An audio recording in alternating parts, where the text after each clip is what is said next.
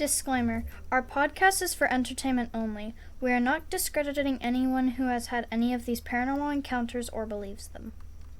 Hello, beautiful human beings. It's Mars and SJ here with Undeniable Mysteries, a podcast where we find paranormal stories from the internet and we rank them on how believable they are to us. Our first category is cryptids. We are going alphabetical order of the United States. And SJ, what is our next state in cryptids? Kansas. And we have Sinkhole Sam. Sinkhole Sam. Kind of catchy. Right. So, you're going to love how this article starts out. Oh. It says, 67 years ago, an 18-year-old Mennonite farm boy from a tiny Kansas town had a lake monster in his sights. Albert, or also known as Bert, fired 2 shots from his hunting rifle in a vain attempt to bag Sinkhole Sam. Hey, guess what our last one was about, guys? Can you guess? You want me to? Here's the answer. Some guy tried to shoot that. Some guy tried to shoot that Van Meter monster. What is up with these people just wanting to take down these cryptids? Dog, stop scratching. We are recording. Sorry. Anyway, so there are multiple reports of a massive snake-like creature swimming in the Big Sinkhole. That's the official name, according to Kansas State Department of Transportation. A few miles outside of Inman, a tiny town northwest of Wichita? I am probably butchering that name. I have no idea. You butcher everything. I know. Stop butchering And I'm not things. even a butcher. Stop butchering things, alright? That's Okay. not even your job. So the legend began surfacing in the summer of 1952. Hey, that's chronological. It was the year before Bert took his shot. The creature was described as being between 50 and 30 feet long. I thought you were going to say... 15, not 50. Gosh darn. I Okay. thought you were going to say years old. No, 15 and 30 feet long. That's how... So I was going to be like, how did they know the age? So it says a wormy beast as big around as a tire from a 1951 Rio Speedwagon. Oreos. At the time, Inman was home to approximately 500 hardworking farmers, tradespeople, and shop owners.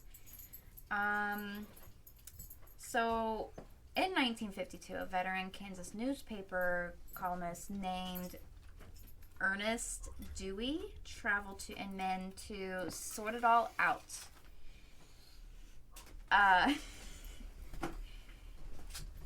Let's see.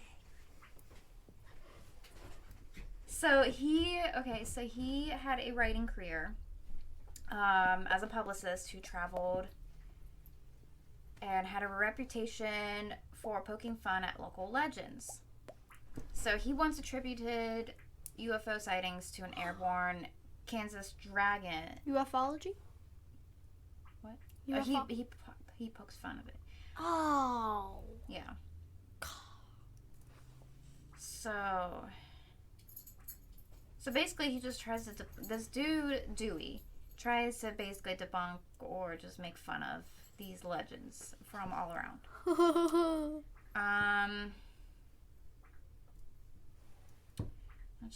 Let's see. Let's get down to the nitty-gritty. Gritty.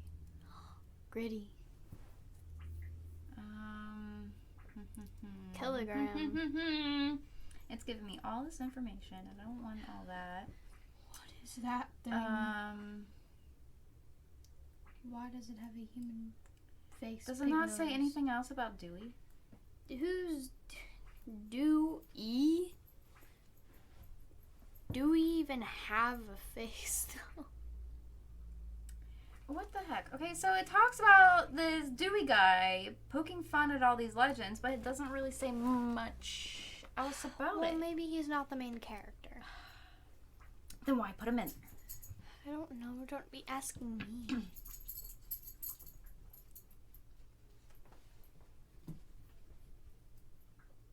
Okay, so So,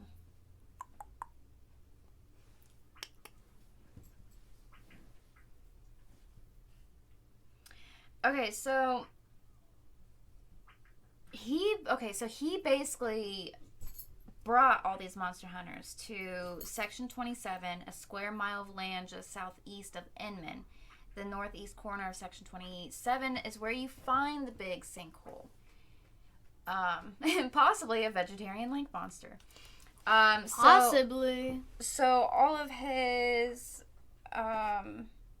basically debunking and stuff is what brought these people to this sinkhole, because he basically said there's nothing to worry about because it's not a cryptid at all. What are you guys saying? You know?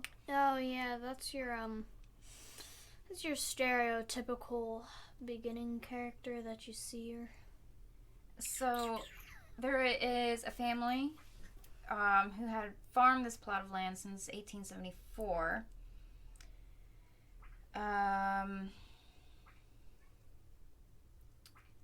Yeah, and it says he came home from church one Sunday afternoon and saw dozens of cars parked at the edge of the big sinkhole.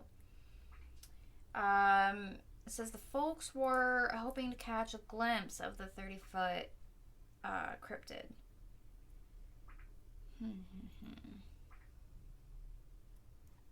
And that's when they started calling it Sinkhole Sam. Okay. Sorry, there's like so much information in one article. It's like going back and forth with different kind of names and such, and I am just trying to piece it all together of what the heck happened. So was there any...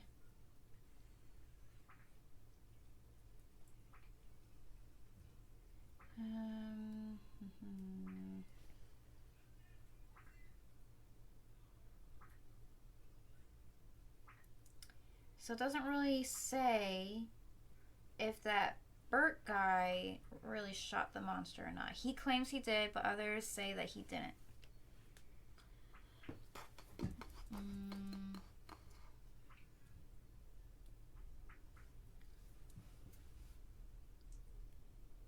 So there was only 2 witnesses for Sinkhole Sam. It was the Bert, and who's this other one?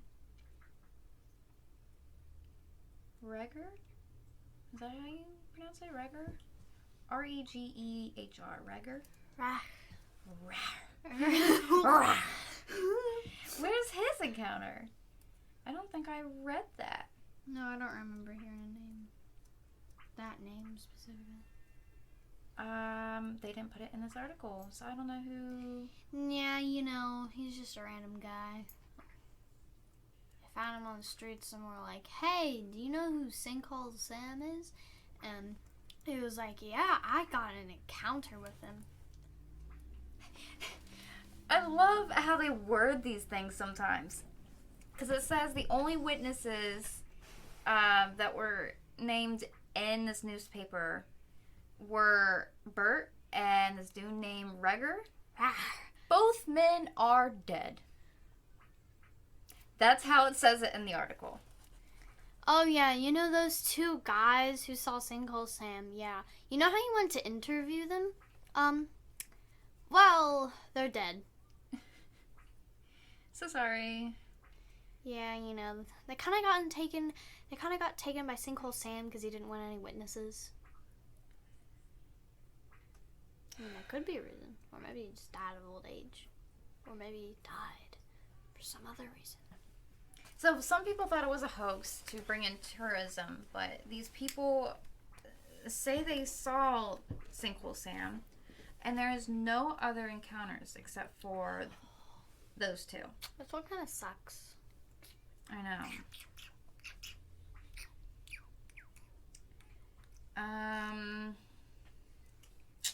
Yeah. Yeah.